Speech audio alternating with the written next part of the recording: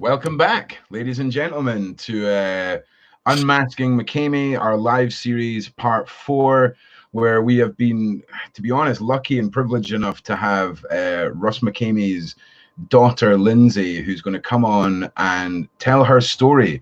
She's going to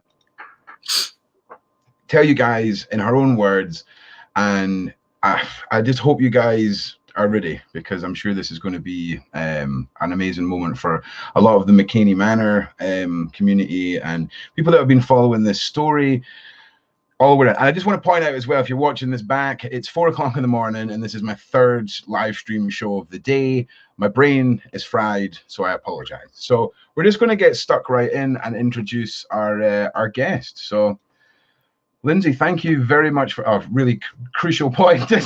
Just wait till you have a drink out your bottle and introduce you. I need some Pedialyte. I'm dehydrated from all the crying. Yeah, the food earlier. Yeah, it's all good. But thank you so much for reaching out. Yeah, so weird and wonderful. Yeah. Well, I appreciate you being here, and I think everyone is going to have questions. And I know we talked a little bit before we went live about possible follow-up. I don't want to bombard you too much tonight. So if we were to gather up some questions, and even if you decide you don't want to come back, if I can put them to you in an email, just in case we cover bases. I just don't want you to get too bombarded. Yeah, is that okay? All right. Wow, I'm really looking rough. Okay, so same. Thank you, everyone that's joined us back in. Please like, please share, please pass this around. I think you all know how big a deal this is. And rather than you guys sitting listening to me ramble on for the 3rd show, I'm just going to hand you straight over to Lindsay. And I just, we'll take it slow. We'll take it slow. So, Lindsay, thank you and welcome. Welcome. I really appreciate you being here. Why don't you just for anyone who has just joined us, why don't you tell us who you are and how you fit into the Mckamey Manor story? I mean, it's fairly obvious, but let's just go down that road. So yeah, tell us all about it. My name is Lindsay. I am Russ Mckamey's daughter. I have not seen my dad since I was 13, and I'm almost 22 now. My brother and I had a pretty interesting childhood that still affects us to this day, and we've never really talked about it except with like people who we're really close with, because it's really hard to explain, as I'm sure you guys can understand. It's a very strange situation, but I mean, I don't want to say that I'm jumping on a bandwagon, because it sounds like there's negative meaning behind that, but I think now is the time. I think now is the time. Is what you're trying to say. I mean, I saw Carol make a video. Carol was my stepmom from the ages of 5 to 13, and she just brought back a lot of things that made me be like, "Oh my God, this was really crazy." And I feel like, I don't want to put my dad on blast here. I don't have a relationship with him, but I do want to say that I don't believe my dad. I don't believe my dad is a bad person. I think that he is sick, and I think that he had a traumatic childhood. Okay. And I think that he's lost every single person in his life because of his illness. And he knows that he has it. He knows he's mentally ill. He's dealt with it his entire life. And I don't think that he's a bad guy. I think that he has issues. And that's what I want to say. I want to tell you guys, he's not a pedophile. He never touched my brother and I. In fact, he's quite the opposite of a pedophile. He is terrified of children because he has OCD, because of what happened to him when he was little, that has affected him his entire life, because he is paranoid that he might be a pedophile. But he is not a pedophile. Okay. In my opinion, in my mom's opinion. Do you think that there's any trace of predatory sort of behavior with him? Predator in a different way. He's predatory towards women, towards absolutely, people who he feels that he can control. I mean, he's a narcissist, and I wouldn't necessarily go as far to say he's a psychopath, because he does have very heavy emotion. He's an emotional person. He's sensitive. He wells up at commercials. He, when we were around, when we were kids, he loved us so much.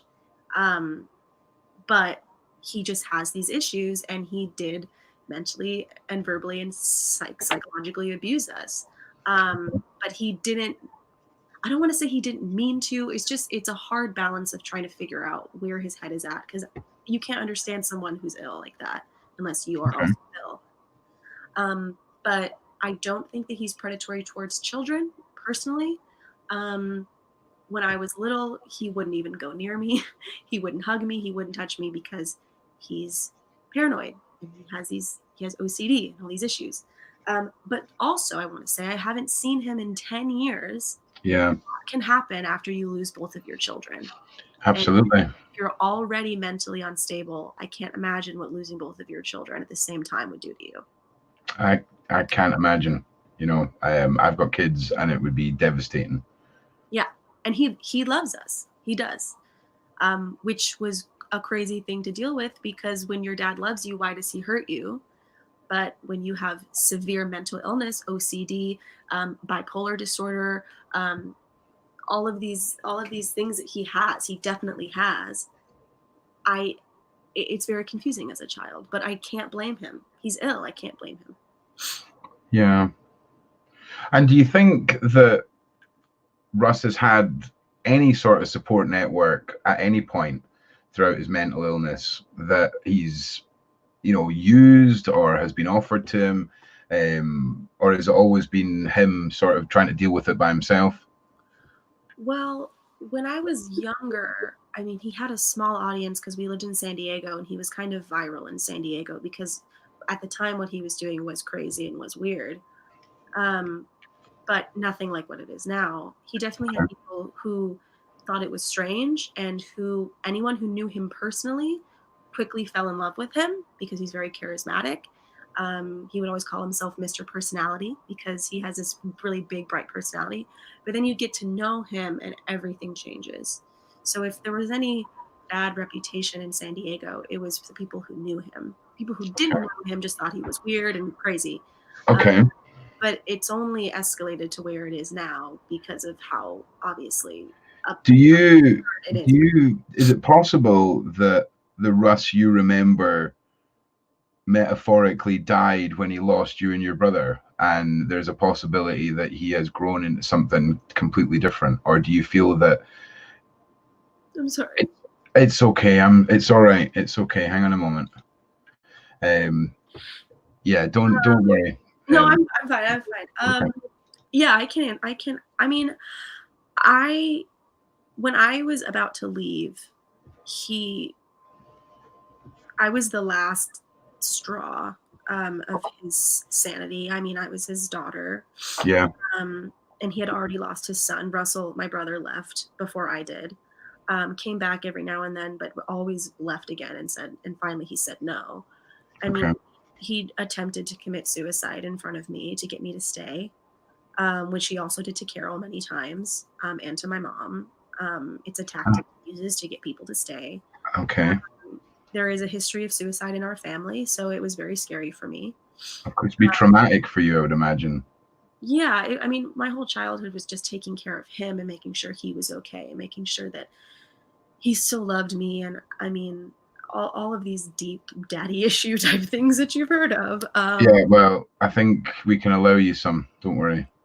But I wouldn't say it's saying if something died with him when I left. I have no idea, but from what I've heard, based off what Holly is saying and based off of what Carol said, because she stayed quite a long time after I left, it's progressed. It's absolutely gotten worse since I was a kid.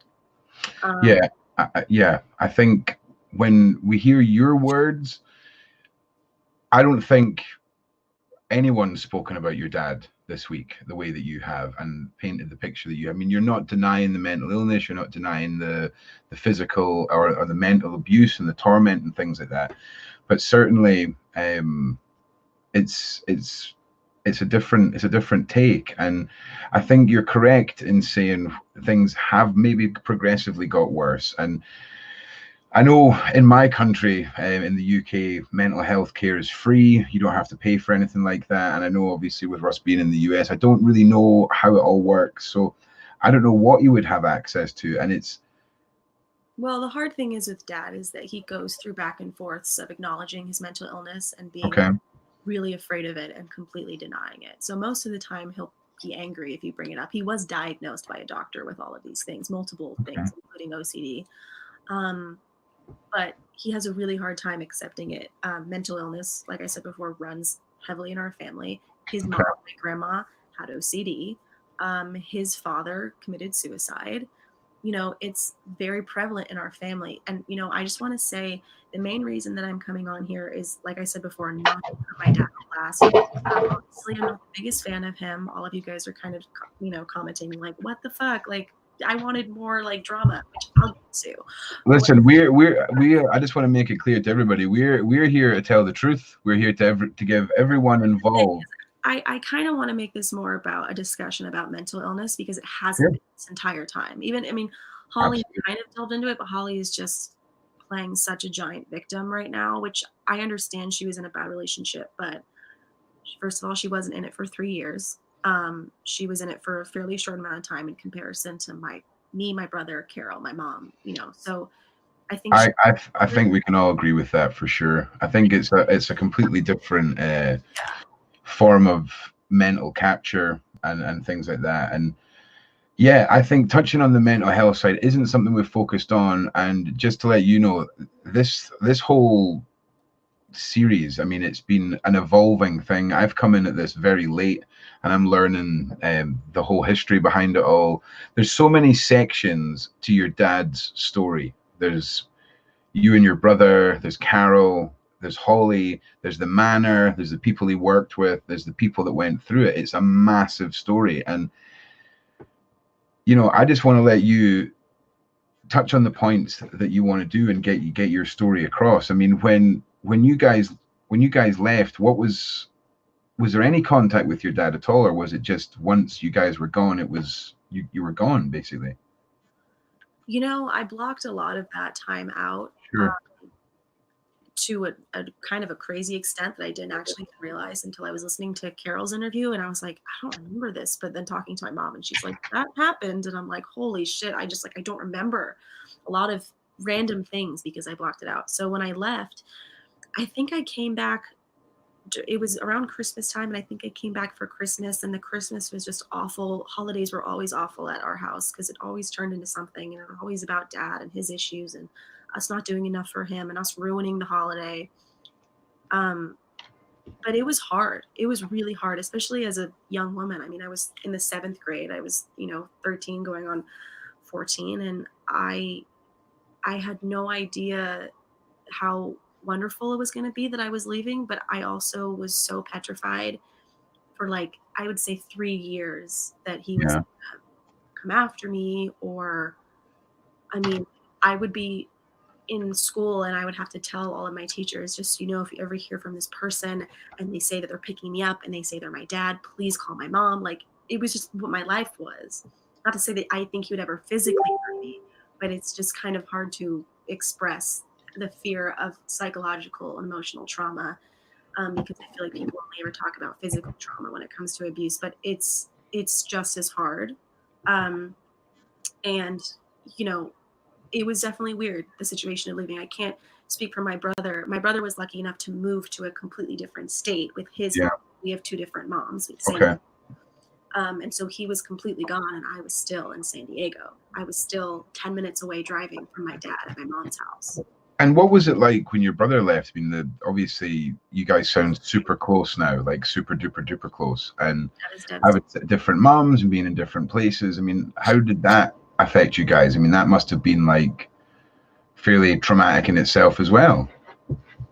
Yeah, it, it was. We definitely weren't as close when we were younger because Okay. we got separated when he was 11 and I was, I don't even know how old, but he's 8 years older than me. So we Yeah. got separated very young, but he kept coming back every year or so, putting faith in dad and being like, maybe he's better now. I'll come visit San Diego, see my sister. Um, and that's how we got close, was by him coming back and making music together, because he's a music producer. And really in That's my awesome. teens and through adulthood, we've gotten the most close because he left when I was little, which he absolutely should have. So. Okay. Well, I think there's been a few questions popping up in the side chat and things like that. So I know a lot of people are showing a lot of support about the mental illness side, and um, like I say, it's something that nobody I really feel has touched on, and it is, you know, there's clear signs of a lot of issues, for sure.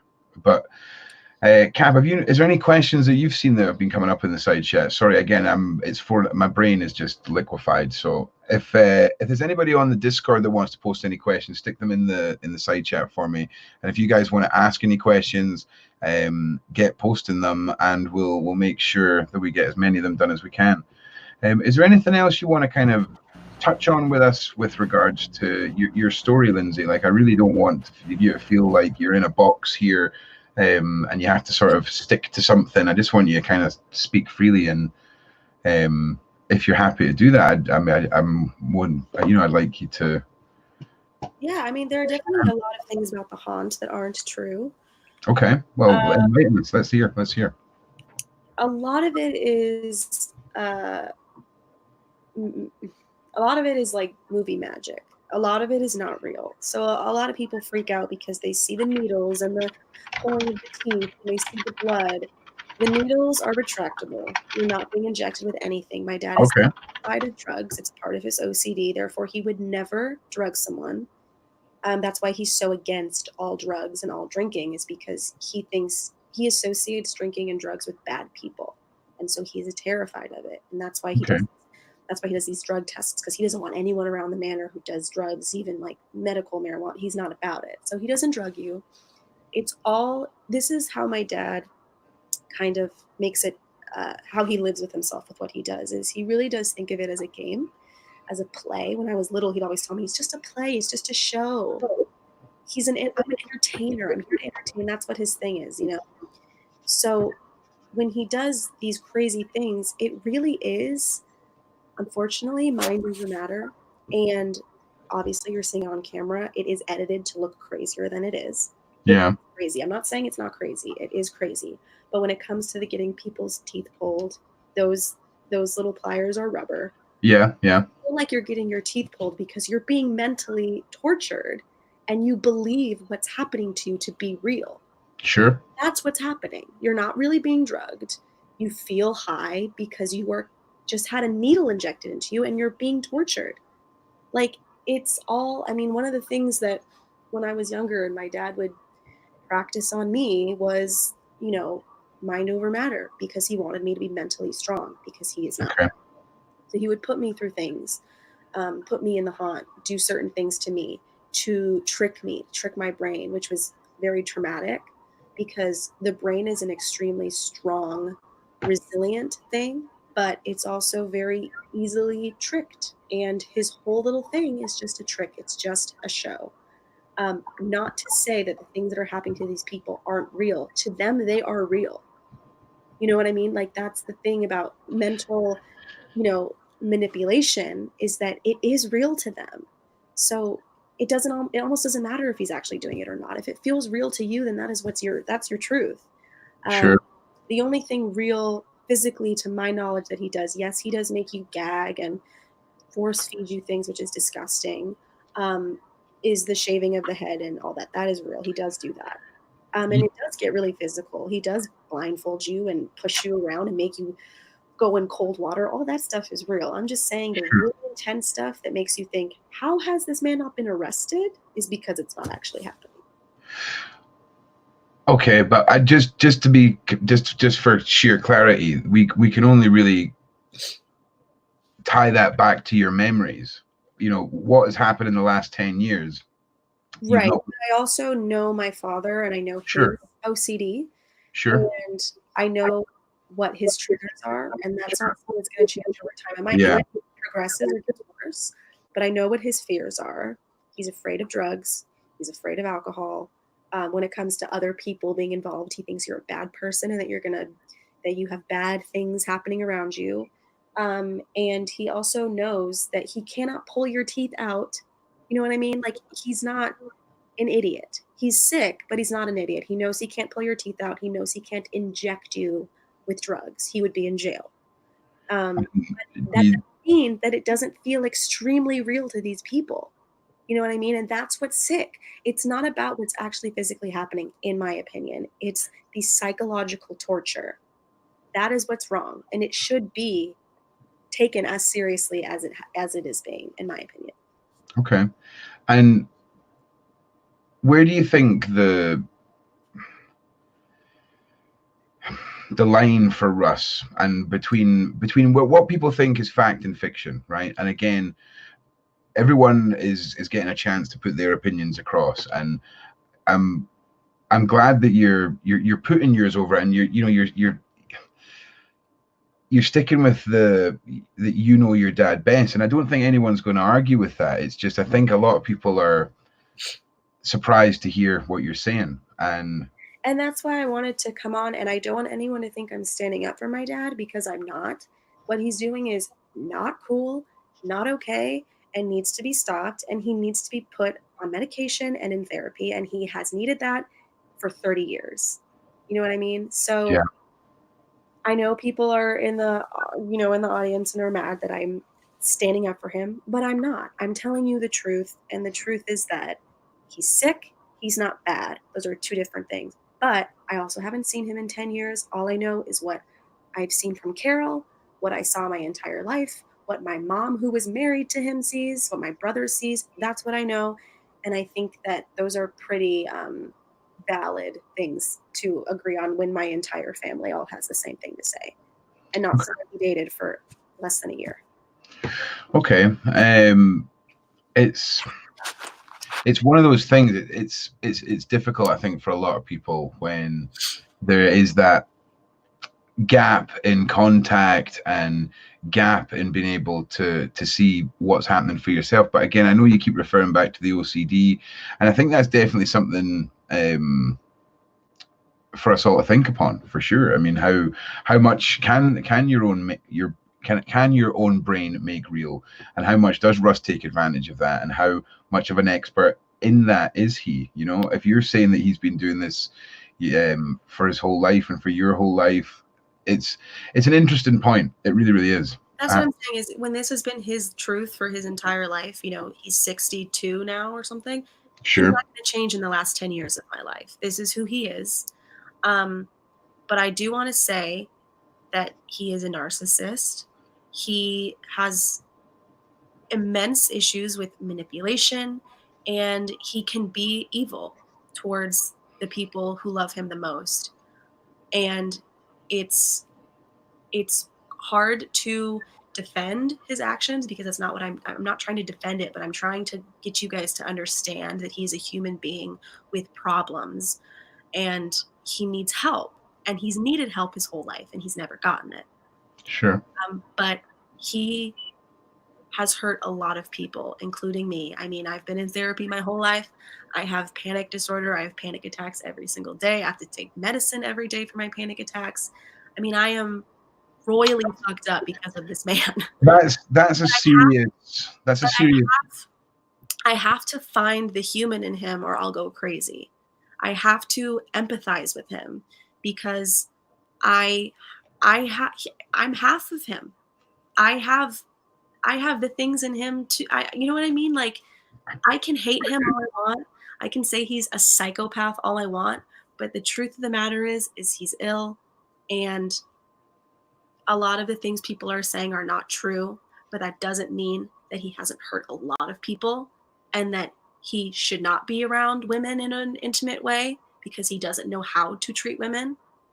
That's a huge thing. I mean, a lot of people are asking me on this thing, is what everything Holly said bullshit? No, I'd say 95% of everything she said, in my opinion, after talking to Carol and my mom and getting their opinions when they were in intimate relationships with him, is true.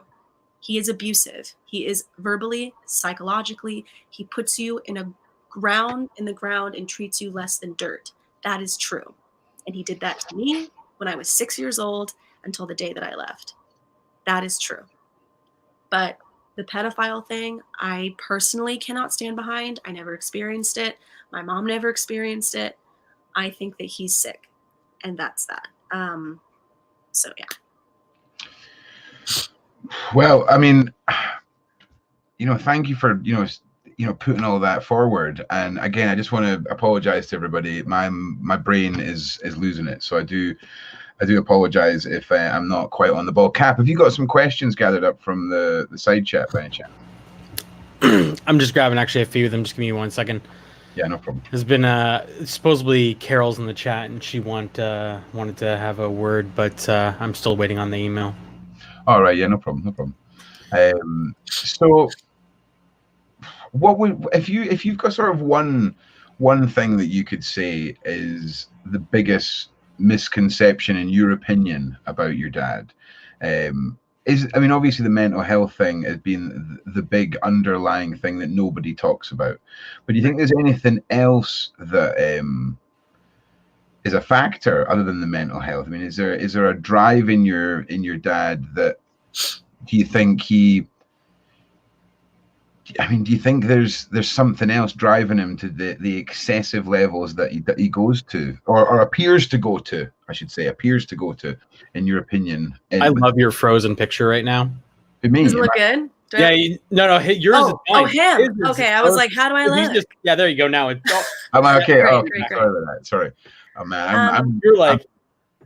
I'm holding you just here. At the end of the day, what Dad wants is attention. And he has always loved Halloween. And he noticed when he did the haunt in San Diego, when it was very calm and mellow, and then he started building it up and up, and his mental health was also declining at the same time. Okay. He got attention from the public, and now it's booming more than ever, and he loves it. He really does. And he'll tell you this. He's a performer at heart. He's an entertainer. That's what he initially wanted to do with his life, not this. This came after years of trauma and finding a passion for Halloween because it made him feel good to scare people and all these things, but in a lighthearted way in the beginning. And Sure. As his mental health declined and his personal life fell apart, he doesn't have contact with anyone in his family, this became his world. Halloween and this haunt became his world. Making it bigger and better and crazier was all that mattered. So he likes this attention that we're all giving him right now. I don't think he likes the things that we're saying about him. I mean, whether or not they're true, which they are. Okay. I don't think he likes that, but he does like that he has all this huge platform. You know what I mean? Sure. And at the end of the day, he loves doing this. I can't tell you why. I can't give you any rational reason why he loves doing this to people. Sure. You froze just for a little bit there, Lindsay. We missed the last sort of half of your last sentence there. Sure. I was saying it went all the way through. Okay. Sorry, I beg your pardon. It's just terrible internet. I do apologize. I can't understand why he does what he does, and I think it's because of all the issues he has and this power complex. He likes being in control of people. He likes taking advantage of people, manipulating people. He likes that. These are all things he likes, and it all has to do with that narcissistic side of him that loves the attention and loves being in control. Here's a question from Stealth herself. Is staying away from your father helping your recovery? Yeah. Leaving when I was 13 was, I was suicidal. I felt like the loneliest person in the world because I was isolated from everybody and everything, just like same thing that happened to Carol and same thing that happened to Holly. Sure. And I was sick all the time. I was always vomiting because I was so stressed all the time. And that's something that an 11-year-old shouldn't be feeling 24 hours a day. Never knowing if Dad was in a good mood or in a bad mood. It was just exhausting, and I had to leave. And I don't think I would be here if I hadn't left when I did. And I wish I left sooner. Okay. Here's one from Shannon McNeil. Has your dad ever reached out to you or your brother over the years? And you don't have to answer that if that's too personal. I'm just throwing things up on the screen as I spot them. He's reached out to my brother. I think my brother leaving was a bigger blow than when I left because they had a different relationship. My dad was already very much so in his mental, low when I was born. And I was also a girl, which made him uncomfortable. And so he had a different bond with my brother than he had with me. So I do think over the years, well, I know he has tried to reach out to Russell, and Okay. up until I was 13 when I did leave. My brother was a teenager at the time, and he had visited my dad every so often, and never ends well. They always have this dramatic ending, and then maybe next year Russell tries again, and it was just this dramatic back and forth. So Yeah. they had a while of trying to figure this out, because Russell wanted to have a father and wanted to have a relationship with dad, but it just wasn't possible. For me, I said goodbye at 13, and I never heard from him again. Ron, a question that came up in the chat, and actually I'll mix it with another one. Do you feel that the less or the more your dad lost, that the experience he put the people through got more dangerous for the people? Because there is one question that keeps coming up: is was the waterboarding fake? What Collie experienced? Yeah. I don't know. I don't know how you I think waterboarding. I just want to point that out. Like, I don't know how you would do that. Like, would you? I don't know. He does get physical with people. I mean, Yeah. he doesn't put needles in them or rip their teeth out, but he does get physical Yeah. with people. The first part of that question interests me. Do you think there's a correlation between your father's descent into his mental illness and increase in his Violent behavior? There you go. Fuck now. Sorry. Yeah, and he also didn't have kids he had to worry about. I mean, not that he ever really. I mean, he loved us, but he didn't really worry about us. Whichever woman he was with took care of us.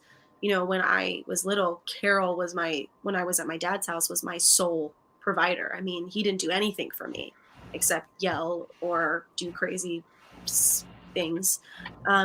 And that's when we've talked. Like I say again, I know we're not comparing experiences here, and I'm not trying to upset anybody. But when it's the same with Carol, it was the same with Holly, it was the same with anyone in that inner circle. Not the friend zone, the inner family circle tells the same story. And he loves you, but he doesn't want to do anything for you, and that's narcissism. Where do you think that stems from? Where is this self-isolation and wanting the people around him to be isolated? It just seems something from his childhood. Yeah. I mean, he had from what I've heard, is he had a really hard childhood. He also has an issue with lying. A lot of the things that he says, like the $20,000, that doesn't exist. Obviously, you guys already figured that out.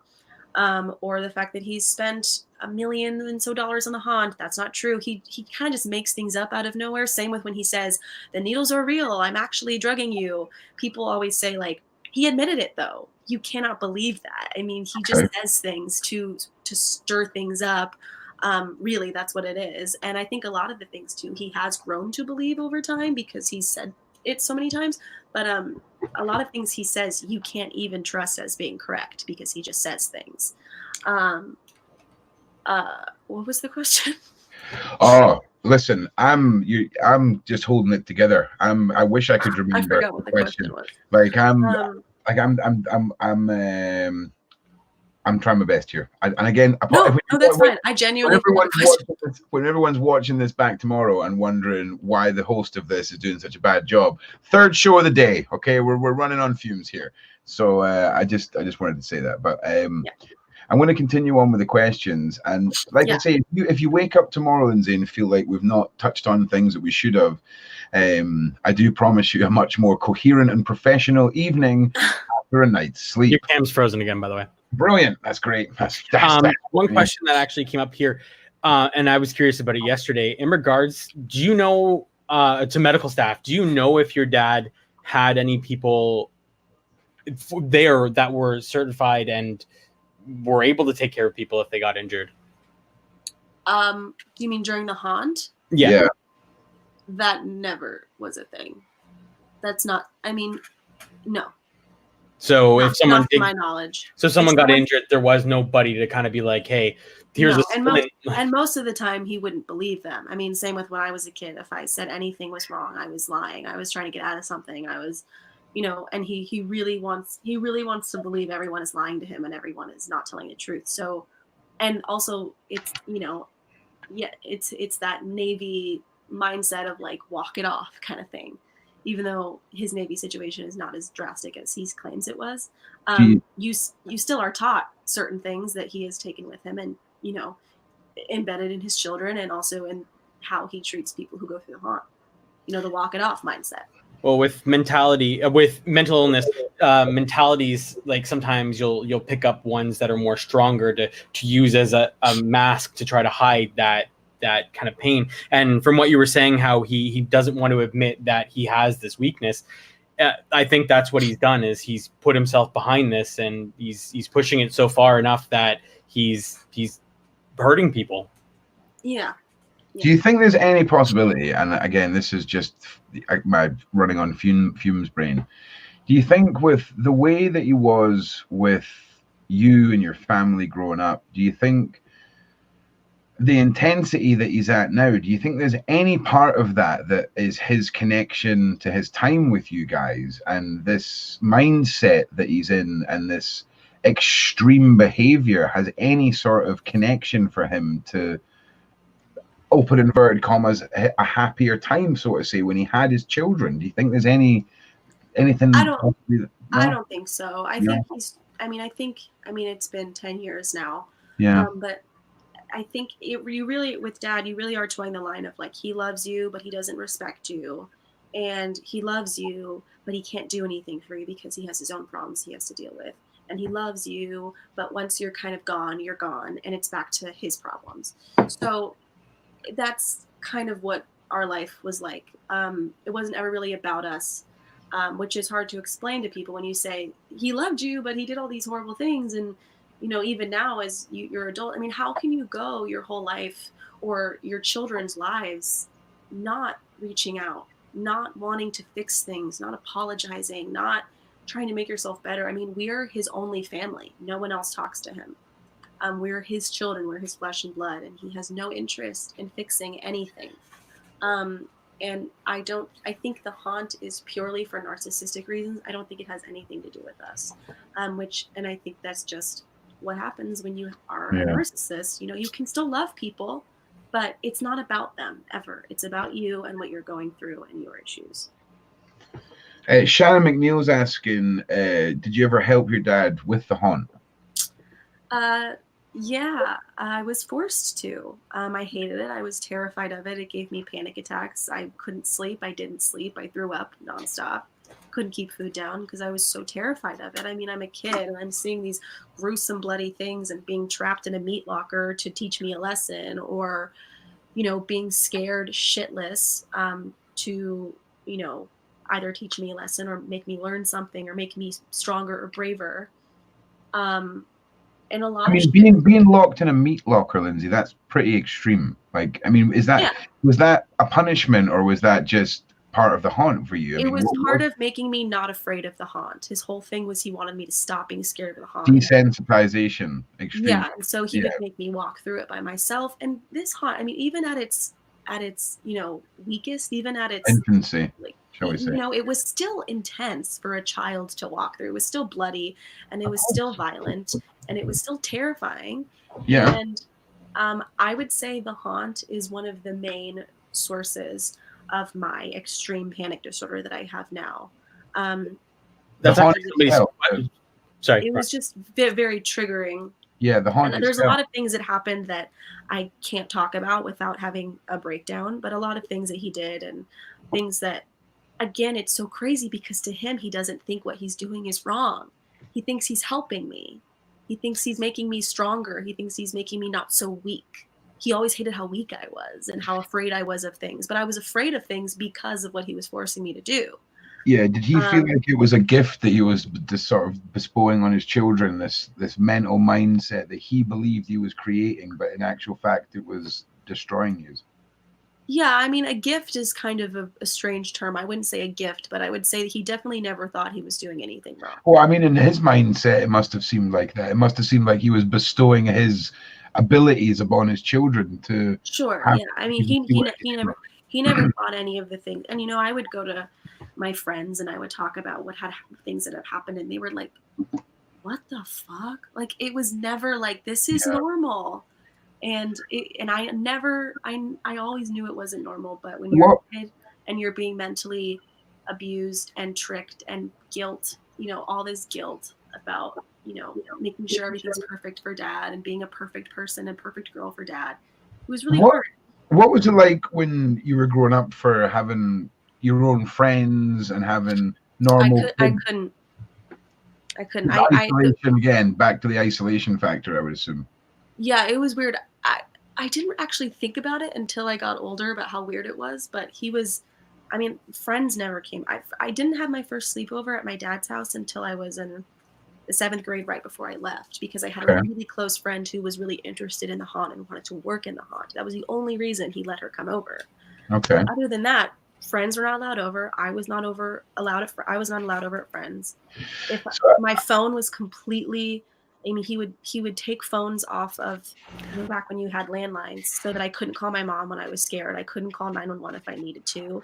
When I did get a phone, it was taken away from me every night because he knew I would text my mom, crying and sobbing, and just real isolation, especially from my mom, who was the person who I needed the most through all of this. And that's, I think, was the most messed up thing, was that the things that I needed I couldn't get because he wanted to keep me isolated. And one more question from Sherry on the side here. Do you think if your dad was to get help, you would have contact with him, or would you try and no? No. Okay. Because yes, but he'll never get help. That's the problem. If he was going to get help, he would have done it by now. After you lose both of your children and both of your marriages fail and you've abused every woman you've ever been with, maybe you start to think there's something wrong with you, but that's just not how he thinks. It's always everyone else's fault. Yeah. And therefore he'll never get help. And if he did ever get help, I still have no interest in being involved.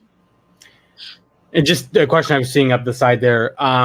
What is your personal opinion on the manor? And another one that's coming up is do you believe that it should just come to a close, that your dad should not try to pursue this again?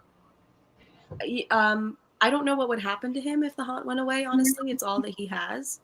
But frankly, that's none of our problems because he's causing so much harm, psychologically and physically to people. Yeah. So I absolutely think it should be closed. I think it should have been closed years ago. Like I said, I don't know what would happen. I think it will eventually get shut down. The fact that it's lasted this long, man, is crazy to me. But now that there's all of this stuff coming out of the woodwork and people are so interested and so concerned, I think it will definitely get shut down in the next year or two, hopefully. I think it's despicable. Everything that he did to my brother and I, he's doing to strangers now, psychologically.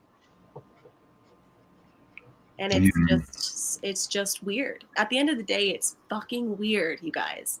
This man is weird. This situation is weird. And that's what makes it so hard to talk about it's not black and white. It's not black and white. It's a very strange situation. And we all have unique relationships with Russ. And, I can only tell my truth about what I experienced. But, I hope that it gets shut down. I really do. Yeah, I think, do you feel, right now, I'm not trying to trigger anybody. Do you think there's any hope in hell of, however you want to word it, an intervention, an extending of a hand, an olive branch? Do you think there's any hope of getting your dad any help? Do you think it's ever good? Do you think there's anything that will get him to admit he has a problem and seek help? No. If that was possible, my mom would have done it. Yeah. My brother's mom would have done it. I would have done it. Carol would have done it. He's been told that he has these issues his whole life. You can't lose every single person in your family and destroy everything you touch for 62 years. And if you still can't think that if you still think there's nothing wrong with you, it's never going to change. There's no helping hand. Doesn't matter how stern you are with him. It doesn't matter how kind you are to him. It doesn't matter how many of you troll him on the internet. He doesn't care. That doesn't mean anything to him. What means something to him is the haunt. That's all that he cares about. We'll get back to that in just one second. I just want to say, TK, thank you very much for the super chat and just some nice words you there, Lindsay, and of course his TK's reaction to when when when he first viewed your dad's sort of content. It is shocking, and I think a lot of people react differently when they first see it. And I'll be 100% honest with you. When I first seen your dad's videos, and it was probably like 5-6 years ago, maybe around about then, I was like, wow. I mean, this looks crazy. Nobody there wasn't a lot of negative stuff certainly in front of me at that point, and you can see how it's captivating. You can see how his audience has grown. You can see why there's always been an interest in what your dad does, especially when the mythology, I mean, he's one man, and the mythology and the amount that follows this guy, the positive, the negative, the unbelievable, it's overwhelming for one person to have such a massive impact on so many people that he comes into touch with. This is a random one. This is just for my own personal thing. Has he always been like a big animal lover? Has he been with the dogs and things like this? I mean, there was the greyhound thing. I know. I think Carol touched on that. I think it was Carol that touched on that in one of the streams. He didn't like dogs at first. Okay. He didn't like them because they hump things, and that's dirty and that's wrong. And he doesn't really like animals because they do things that are naturally instinctual for them that makes him uncomfortable. But Carol came along and brought all her dogs, and to my knowledge, from what I saw, he fell in love with them, fell in love with greyhounds. And, I don't know what Carol saw, but what I saw was that he really did love these dogs. Some of them were afraid of him because he has an energy that is scary to a lot of people, especially dogs who are very, I imagine it's a dark aura that there your dad is. carries. Some of the dogs loved him to death, and some of them were scared of him. But I think he loved just like people in this whole saga. I mean, he didn't love those dogs more than he loves himself. I mean, he can. It's all about himself at the end of the day. But he loved those dogs as much as I think he could have. I genuinely am convinced if your dad lost it all, he would be behind a building somewhere, with a dumpster turned on its side, making it into a haunt. He would be doing it no matter what the situation. Yeah. He'd be doing this no matter what. It really is his passion, unfortunately, because it's turned into something so crazy. But he, for some reason, just loves this stuff, and I don't understand why. Just another question I was seeing there. How have you gotten yourself to the where you are right now? How more physically stronger? Because as a kid myself, like I've gone through some stuff, and you've gone through way more stuff, and it's just like how did you get yourself from that kid to your adult stage? Like what kind of resources did you reach out for yourself? I dabbled in therapy for quite some time. Talk therapy, which never really did anything for me because a lot of my trauma was through PTSD, and I needed to see specific doctors or a therapist that I didn't have access to. So I'm a huge advocate for therapy, but that's not why I am the way I am. That's not how I got over this. Is there any online, just if you're just for where you're mentioning advocate there, if there's any online websites or any place that you would recommend for people if they were going through this, that they could get help on the internet? If there was anything like that, feel free to sort of open some tabs and get some URLs and just be posting them. And anything that you do post, if you can save it so that we can repost it after this stream's done, basically. But yeah, if you've got anything you want to recommend, please feel free to do that so that people know what to go to. I think therapy is incredible. It didn't necessarily do anything for me, but I also think that's because I didn't have access to the right kind of therapy. When you're dealing with PTSD or abuse or trauma or any kind of mental disorders, cognitive behavioral therapy is always the best way to go. Which, if any of you out there don't know what that is, it's different than talk therapy because it's working at your issues. It's you know not paperwork, but like homework and things that you can work on, tasks that you can do, things to make you mentally stronger. And it's absolutely wonderful. I recommend it to all people. I haven't personally experienced it, but once I can afford it, I will see a therapist who provides CBT. Um, but for the most part, for me personally, I don't really know how I got through it. I would give huge credit to my mom, who is like my angel and my best friend. And um, I wouldn't be able to have done any of this without her. And also medication. I've been on medication since on and off since I was 13 when I left medication for depression and anxiety. And when I was younger, I actually had OCD just like my dad did. It's kind of faded away over time, but we kind of bonded on that a little bit because we both were like, this is weird. But I've been on medication for a while and it saved my life. And I hopefully want to get off of it someday. But for right now, it keeps me sane, it keeps me healthy, and it keeps my anxiety down. So I'm a huge advocate for therapy and also for medication if you really need it. Just to ask, have you ever used the app Headspace? I have heard about it, but I've never personally used it. I recommend it if you want to. Is it free? They have a free part of it, but I definitely recommend trying it. It's a good way to meditate and relax, especially if you're having a lot of anxiety and you need to slow yourself down. It's pretty good. And again, there's things on YouTube that are similar to it that you can kind of go through that actually have them kind of like, hey, you're feeling this way, click on this. That's probably a really good thing, especially when you don't have access to resources. Like I'm in Canada. Same with Ron being in the UK. We do have free resources to CBT and DBT. So nice. getting those resources in countries that you don't have it, finding free resources is everything. So if you haven't tried it, I definitely recommend it. It's something that you may be able to fit into your regular routine you have now. Thank you. And if it gets real bad, just marry Cap and move to Canada. Well, there you go. My livelihood and my career makes it so that I need to be in the States. Yeah. I wish I could move to Canada. Yeah. That'd be great.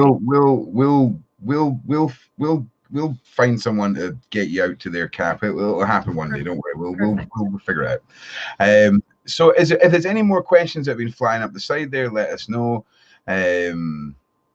So yeah, I'm clearly starting to lose it because I'm starting to make jokes now, and this isn't a place for jokes. All right.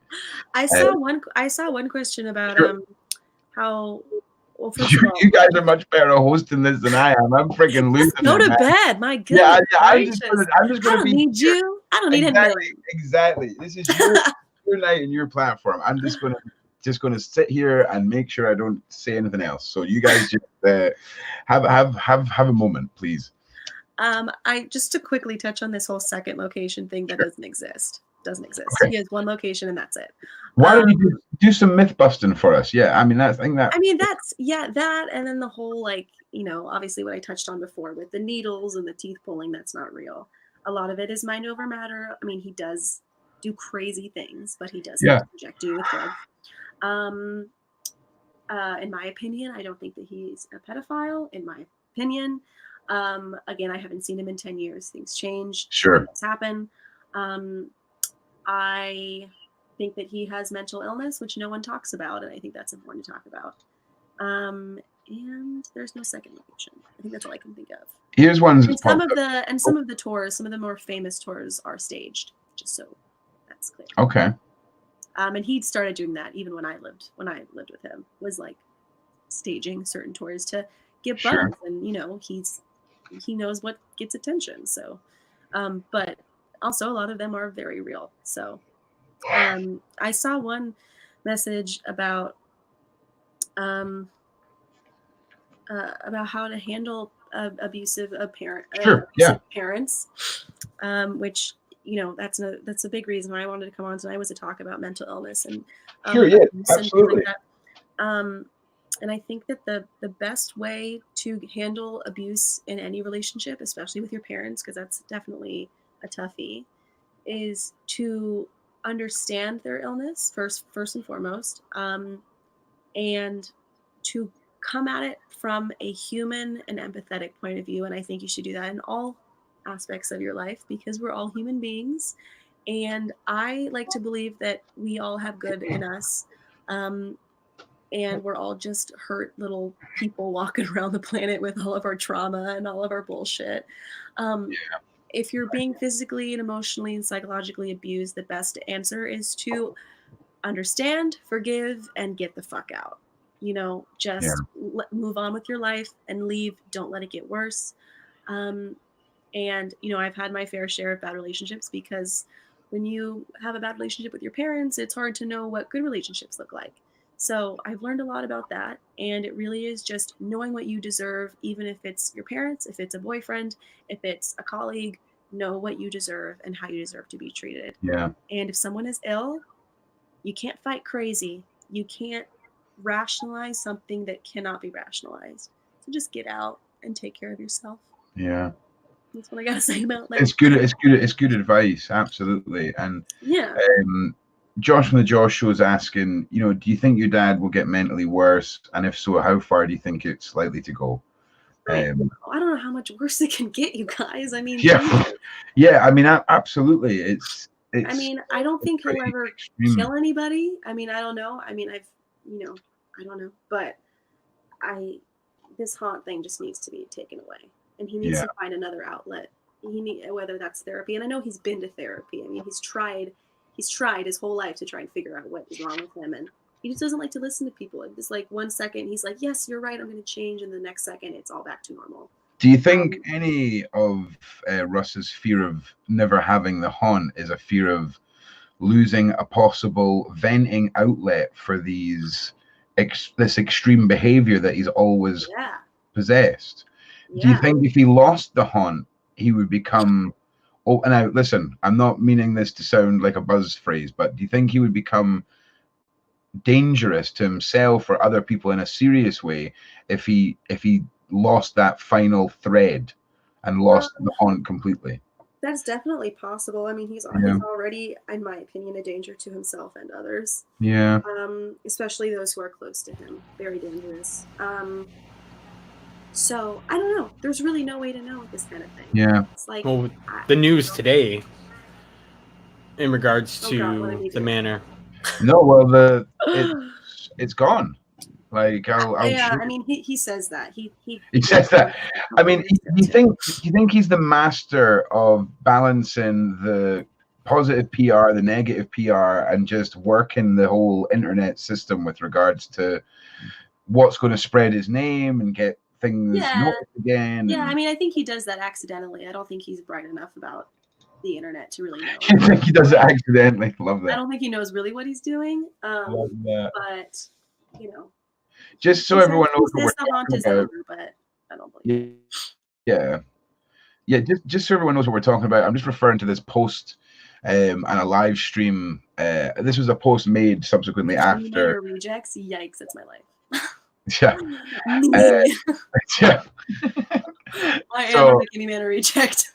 Like, it's I mean, like I say, it was people were excited about it and all the rest, but to be honest, it sounds like Russ without the manor is more dangerous than Russ with the manor, metaphorically speaking. So I mean, it's less dangerous to the public. It's more dangerous to himself and the people who are around him in close ways. Yeah.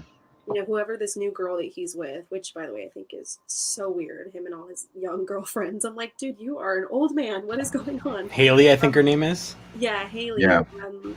I don't know. If you watch the live streams with them, it's just weird. His attitude with her is just creepy and weird, and you can tell she's uncomfortable and you can tell she's anxious. And I feel bad for her, but and is that again? I mean, is that? Do you think we're just witnessing repetition once again? It doesn't matter who it is. If it's his daughter or if it's his partner, he will take advantage of, especially people who are weak-minded or people who have any sort of self-esteem issues. Oh God! And do you think he's got a heightened acute sense for picking out the vulnerable? Yeah, I'm sure. Yeah. It only makes sense if you look at all the women he's dated. More support there coming from Kat. just so you know, just coming up on the screen there, for being brave. And you know, I appreciate your thanks for the channel as well. Like I say, all these, this is what feeds my kids, so I appreciate it. I really do. Now just give me a second. Cap, you got any more questions while I try and find this thing? So thanks very much, Kat. I really appreciate that. I really do. Actually, I just have one here. Have you actually, no, because you haven't tried to reach out to your dad at all, have you? Mm-mm. Have you tried to reach out to anybody who's in contact with him since? No? I've got one for you. How are you? I mean, you don't have to answer this if you don't want to. How's your mum's recovery been? Like, how's that? She's a godsend. I mean, how's that? I mean, I don't even know how to phrase this. How's your mum? How was your mum throughout it all? Hang on, I don't know where that beeping's coming from. There's a beeping coming from somewhere. We just have to write it out, guys. There's a beeping. It's in my room. It's a watch. It's gone. It's fine. Sorry, my 3-year-old daughter likes to hide this digital watch around my room. You have a 3-year-old baby? Oh my goodness. Oh, I've got a 10-week-old baby. Go to bed. I've got a 10-week-old baby, a 5-year-old son, a 3-year-old daughter, and a 18-year-old. So it's a mixed bunch. Good for you. Yeah. God Thank you. Bless your wife. Absolutely. She's an amazing woman, and she really does do a lot to make sure that this platform can exist. To be perfectly honest, That's good. Big shout out to Mrs. Swanson there for keeping the minions at bay. Well, hey, Miss Swanson, you're the bomb. Love you, girl. Yeah. So, yeah, your mom's recovery must have been equally as hard. I mean, I imagine. I would say even. I mean, I don't want to make anyone's situation worse, or we all have our own experiences, but to get out of an abusive relationship with a man like my dad, and to also have children with him. That is mindfuckery that I can't even explain, and my mom is the strongest woman in the entire world. And I mean, she's truly an angel. And I mean, I truly can't imagine life without her. Yeah. But she had a lot of issues with everything because she was still being abused by him even after they were broken up, because he just wraps you around his fist, and it's just, it's hard to explain. But I mean, even when I was going through abuse, my mom didn't know what to do, because she was like, nothing's physical, he's not hitting you. How do I explain to a court system what's going on? No one's ever heard of this new psychological torture he's doing. Like, no one's, and that he was only doing it to me and Carol. My brother was gone, and the haunt wasn't really that crazy yet. It was just me, and I was completely alone.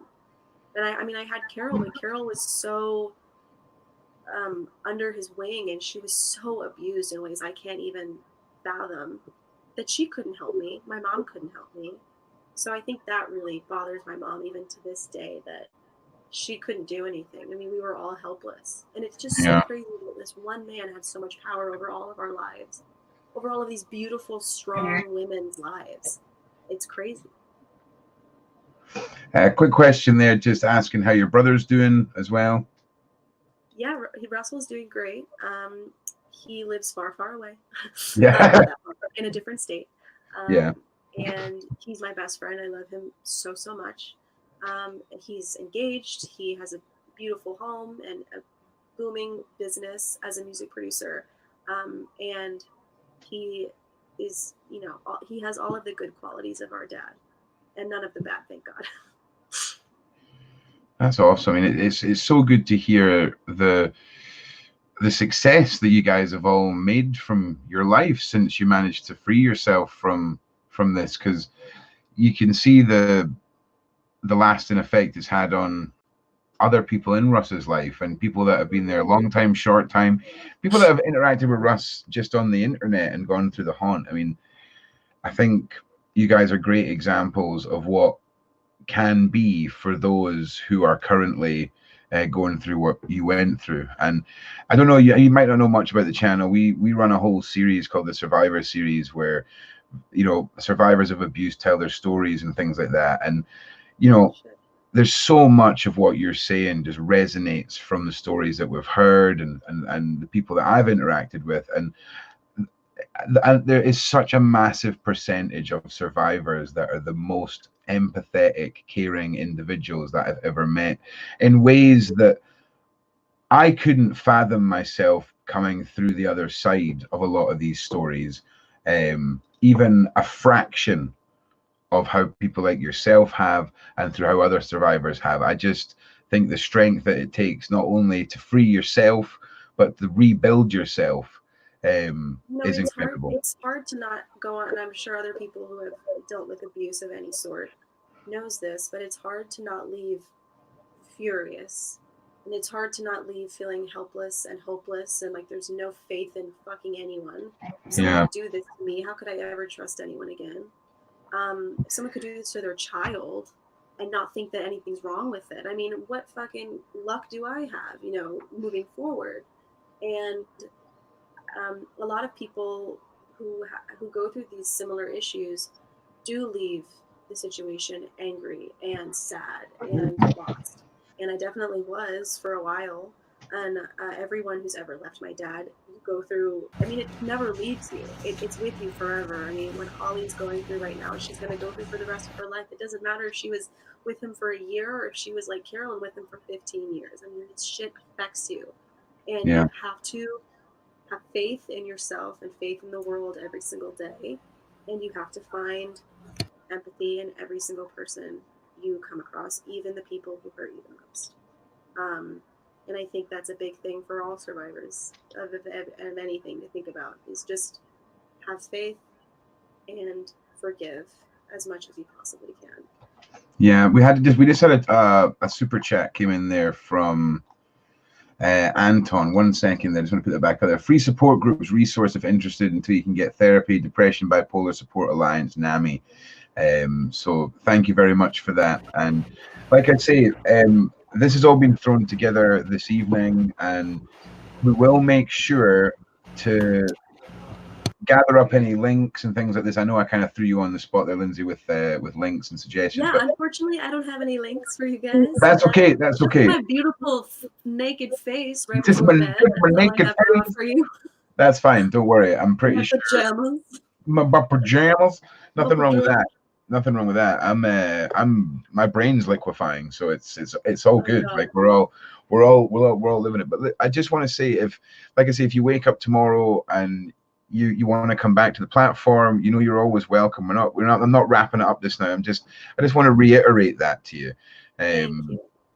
It's not about pushing an agenda with us.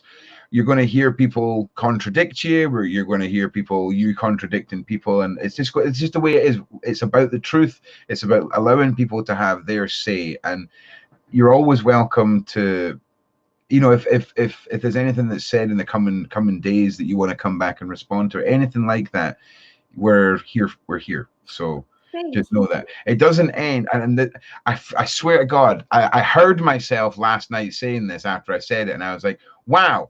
Which freaking TV chat show, freaking out of the box therapy nonsense crap are you spilling when you're like, it doesn't just end after the story ends. We're here for you guys, all the rest of it. But it's true, we are, and that goes for everyone that's involved in this. And you seem to be just killing it, Lindsay. Like, you seem to be super together, and it's awesome. It's really all fake. I am a destroyed human being. One mask to hide the rest. Yeah. No, I mean, I feel like there's no shame in saying this, but I am extremely proud of myself. And I think it's good to acknowledge when you're proud of yourself. I'll be 22 in January, and I feel like of everything I've gone through, of everything that my mom's gone through, it's truly just made us stronger and wiser. And I live my life, with understanding and positivity and all that bullshit. So there's always a light at the end of the tunnel. Yeah, absolutely. It's like coming out here and speaking to both of us, that's really, really tough. Like a lot of people would not be able to do that. And I don't talk about this ever. I know. I'm actually shocked I haven't been in tears this whole time, but I think you have done the vodka. Just kidding. I think the vodka. Yeah, I wish it was vodka.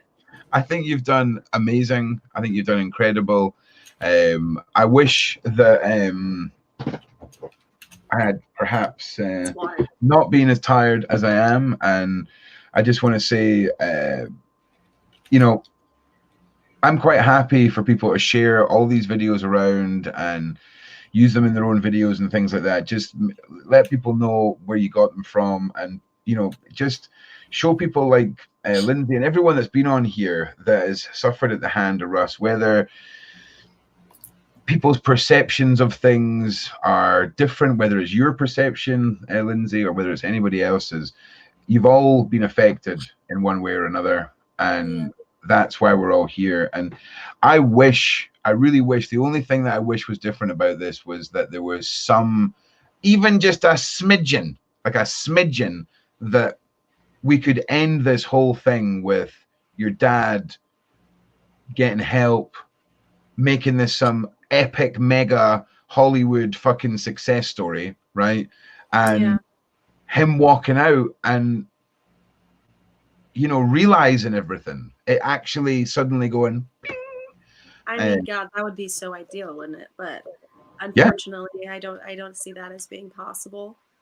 And that's okay, as long as he stops hurting people and can hopefully move on with his life in some way.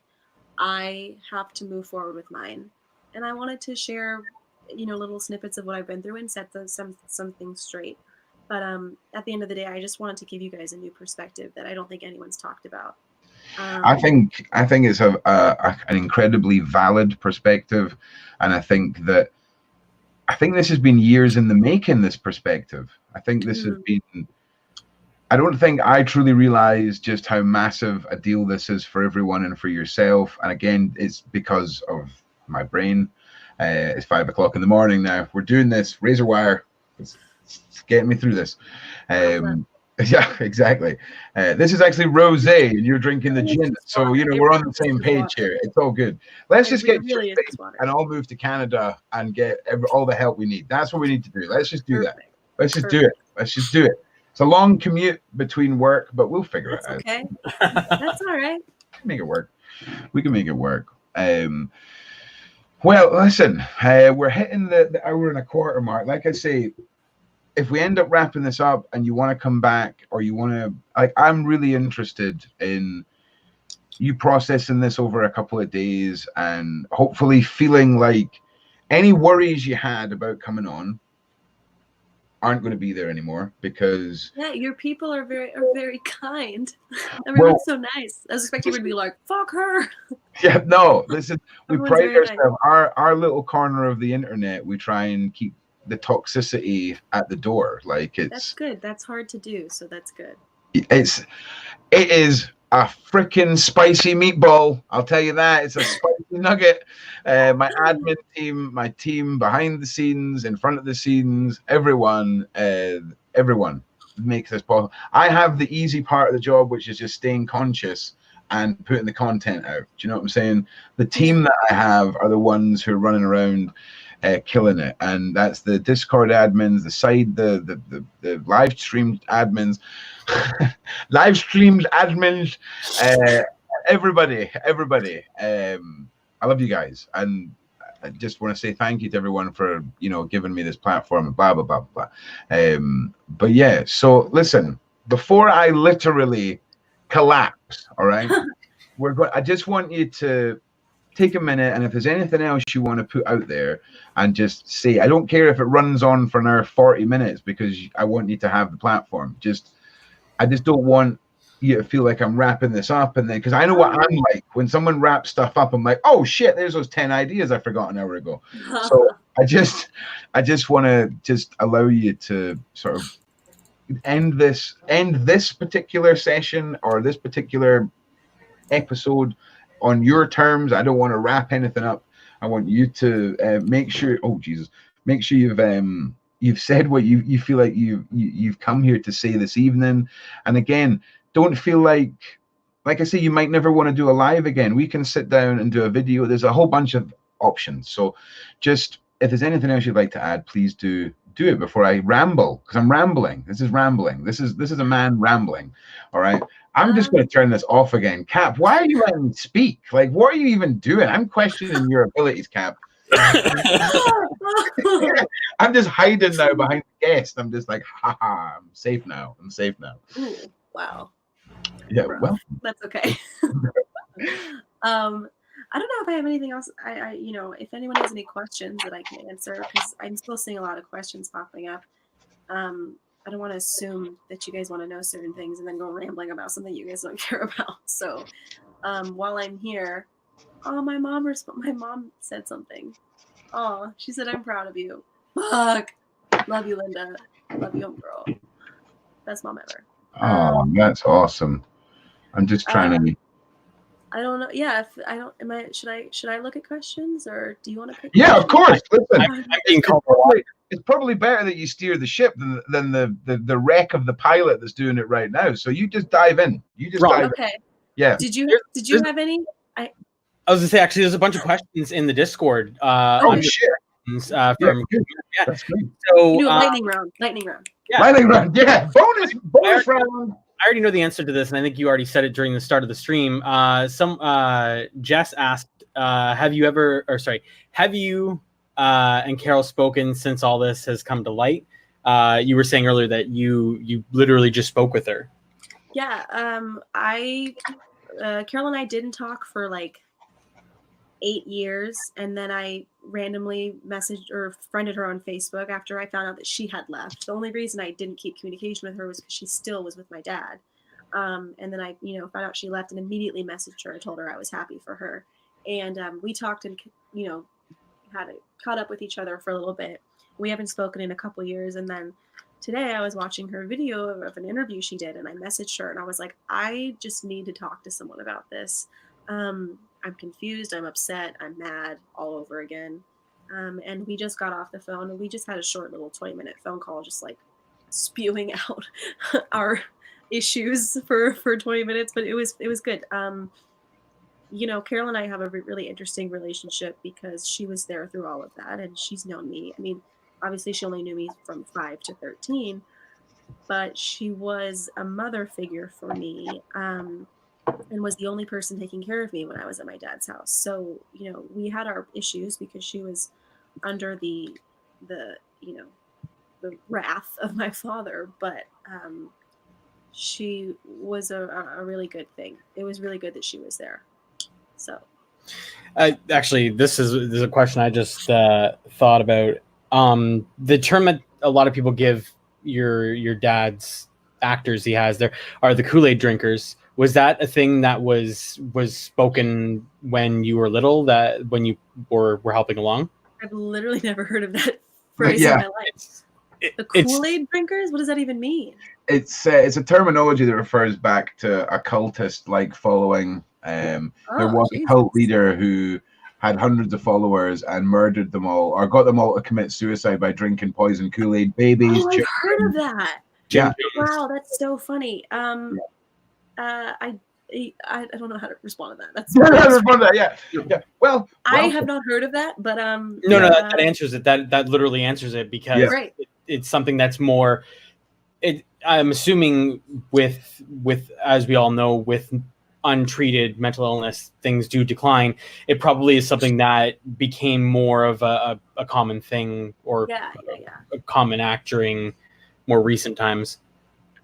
It's also so funny. I keep seeing videos of like random little kids that say that they're my dad's kids, and I just want to say the only children my dad have are me and my brother, and we're both grown. So if people are always worried, they're like, "Who are these little kids?" And it's like, it's fake. Those aren't his kids. So if anyone's worried that he's around kids, he's not. We are both grown. So just put it out there. One question here too is. I don't even know this. I don't know if you know it, Ron. Do you know how old his new girlfriend is? I have no idea. She looks fucking 18 years old, though. And pray she's 18. I don't know. I also don't know if she's his girlfriend. I mean, when you watch, like I said, when you watch these live feeds of them, she looks really uncomfortable. I was past her Facebook last night through a message, and her display picture was him and her. Thanks. Yeah, I have no idea. So I think it's just odd. Hopefully She's around, yeah, around 24, 25. They're saying out there. Oh, I mean, that's not that bad. She looks very young, but I don't know how old she is. Okay. Anything else? Someone asking about if you watched the Netflix show that your dad was. I did, actually. I watched it with my brother. I visited him in where he lives about a year ago when it came out, and we both, were drinking and eating, and we were like, let's watch this while we have dinner. And it was supposed to be like a funny thing where we were like, look at how crazy Dad is, but it became very emotional and like brought back a lot of things, and my brother and I were like sobbing. It was yes, we did watch it. It was traumatic, and just very strange to see that he was getting that publicity, and we were just kind of like, really? Okay. Yeah. Another question here is, does he actually keep all the onesies that everyone has to wear? I have no idea. I don't know. I don't know. I don't think that someone found it as a trophy thing. We're choosing questions perhaps out of the realm of knowledge. Yeah, sure. I mean, sure. We're getting more into like the fan based questions of Russ here, and I don't really want to put Lindsay in a position where we're feeding her questions like that. So, I mean, I have some answers to things like certain things that are fake or certain things that are. Well, one thing that came up that I think I'm interested in is, do you know about anything that went on with this van? Like, people keep talking about, I don't know what happened in the van. I was taken in a van. And again, that's just me because I don't know. I'm not queued up on all of the key points, but I know that part of the haunt, there was a van and it seems to be a bad place. And I don't know if you have anything to add on that, or if I personally have no idea about what happened in there. Based off of my knowledge of my dad, it was probably more smoke and mirrors than anything else, which, like I said before, does not make it any less real for the victims. But he is a master of psychological manipulation, a master. I mean, seriously, you can be the mentally the strongest person in the world, and that man will wear you down. So if he tells you, I'm poisoning you, I'm putting a needle in you, I'm taking out your teeth, in that moment, you're going to believe him. It's terrifying. Yeah. I don't know. I mean, I know there's a lot of sexual abuse allegations with him. I personally don't agree with them because he has a lot of issues towards due to his sexual trauma, and I just don't think he would physically be able to do that to another person. Sure. So don't know for sure. I haven't seen him in a while. Well, listen, I don't want to let anybody down, but literally my children will be awake in an hour for school. So we're going to sadly have to start winding this down a bit. But I just want to just repeat myself again. Lindsay, thank you for joining us. I want to just let everyone understand once again that this platform is certainly not taking any sides. We're giving everyone involved in this their chance to have their say. We're going to be talking to as many different people as we can. And I just don't want anyone to misinterpret what we're doing here.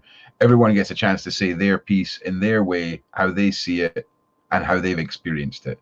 And Lindsay, I think there's no better person to sort of tap into the earlier years of your dad than you. And I think your whole experience and your points towards the mental health are totally 100% valid. And I think you're incredibly brave for being here, and I really just want to thank you for reaching out and for doing that, because I know a lot of people have been really interested in what you have to say. I think we're talking to Carol tomorrow night, which should be quite exciting. So never thought our life would end up like this. Yeah, it's just crazy. I never thought this is where it would end up, but I think it's important. Yeah, I often think that same sentence, but for totally different reasons. It's just this has been a crazy day. But please know, once we get off this, the app that we sent you to where our community is, I'll just give you a message on there, just so if you can respond to me on it, just so I know how you know how everybody use it, and I'll basically put some of the community around you so that you know you've got points of contact. No one's going to harass you, and we'll make sure that you're safe. And there's a couple of community members that I really would like you to talk to specifically. Yeah. And they may be able to offer you some good advice. And that would be great. Wicked. Well, listen, again, when you wake up and you wonder what the hell you did last night, we're here for you. I'm really not drunk. It's really water. It's fine. Yeah, no, it's absolutely fine. I wish it was alcohol. It's just, you know, this has obviously been something you could have talked about for years, and you've chose to do it tonight. And, you know, I just want you to know we're here for you for as long as you need, and we're here for you to present anytime you want. Okay.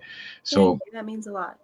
Everybody that's been in the side chat this evening, thank you for joining us. Matt, thank you very much for being awesome. The admin teams, I'm sure, have got sore click fingers this evening. I'm sure they've been clicking away and doing their job amazingly. The new admins that have just joined recently in the side chat, you're all doing a great job.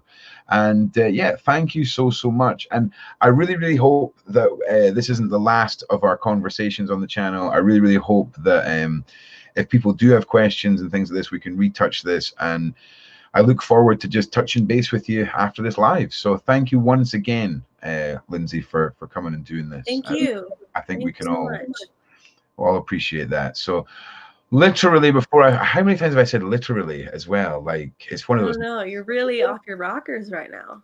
I am. I literally just started. I'm just teasing. I just started eating the razor wire powder out the tub. I mean, at one point, 5 o'clock in the morning. Handfuls of it. Just yeah. Oh man, let's just end this. All right, boys, we'll go get some sleep. Yeah, exactly. And once again, thank you everyone. Thank you everyone that's donated. Thank you to everyone that supported. Razor wire links are below. Emails below. Come and see us on Discord. Come and sign up to the Patreon. And yeah, once again, I love you all. And from me, Ron Swanson, as always, guys and girls, be safe out there. Thank you very much.